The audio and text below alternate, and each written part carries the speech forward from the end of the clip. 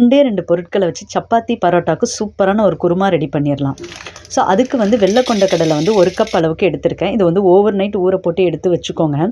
So கொண்டக்கடலை வந்து நல்லா ஊறினதும் இதை வந்து ப்ரெஷர் குக்கரில் தான் இன்றைக்கி நான் ப்ரிப்பேர் பண்ண போகிறேன். ஸோ ஒரு குக்கரில் வந்துட்டு 2 டீஸ்பூன் அளவுக்கு ஆயில் ஆட் பண்ணிக்கிட்டு பட்டை கிராம்பு ஏலக்காய்லாம் ஆட் பண்ணிக்கோங்க. வெங்காயம் வந்து 2 எடுத்திருக்கிறேன். 1 பச்சை மிளகாய் எடுத்திருக்கிறேன். தக்காளி வந்து 2 எடுத்திருக்கிறேன். இது லைட்டாக வதங்கினா போதும், ரொம்ப வதங்கணும்னு அவசியம் இல்லை. ஸோ இது கூட வந்து 1 டீஸ்பூன் அளவுக்கு இஞ்சி பூண்டு பேஸ்ட் வந்து ஆட் பண்ணிக்கோங்க.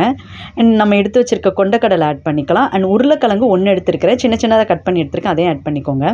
மசாலா பார்த்திங்கன்னா நான் 1/2 டீஸ்பூன் அளவுக்கு மஞ்சத்தூள், 1/2 டீஸ்பூன் அளவுக்கு ஜீரகத்தூள், மிளகாய்த்தூள் வந்து காரத்துக்கு ஏற்ப ஆட் பண்ணிக்கிட்டேன். அண்ட் மல்லித்தூள் வந்து 1 டீஸ்பூன் அளவுக்கு ஆட் பண்ணிக்கிட்டேன். ஸோ தேவையான அளவுக்கு தண்ணி அண்ட் உப்பு ஆட் பண்ணிக்கோங்க. அண்ட் ஃபைனலாக பார்த்திங்கன்னா இது கூட வந்து நான் சும்மா மின்ட் லீவ்ஸ் வந்து ஆட் பண்ணிக்கிட்டேன். இதை வந்து ஒரு 4 விசில் வந்து எடுத்துக்கலாம், 4 விசில் போட்டு எடுத்துக்கலாம். அவ்வளோதான், நம்மளோட குருமா ரெடி ஆயிடுச்சு. ஸோ இந்த கொண்டக்கடலை குருமா பார்த்திங்கன்னா சப்பாத்தியோட பரோட்டாவோட சர்வ் பண்ணுறதுக்கு அவ்வளோ டேஸ்ட்டாக இருந்தது. கண்டிப்பாக உங்கள் வீட்டில் வந்து ட்ரை பண்ணி பார்த்துட்டு கமெண்ட் செக்ஷனில் சொல்லுங்கள். இந்த மாதிரி வீடியோஸ் வேணும்னா ரிச்சர் ஸ்டஃப்பை ஃபாலோ பண்ணிக்கோங்க. Bye bye and take care.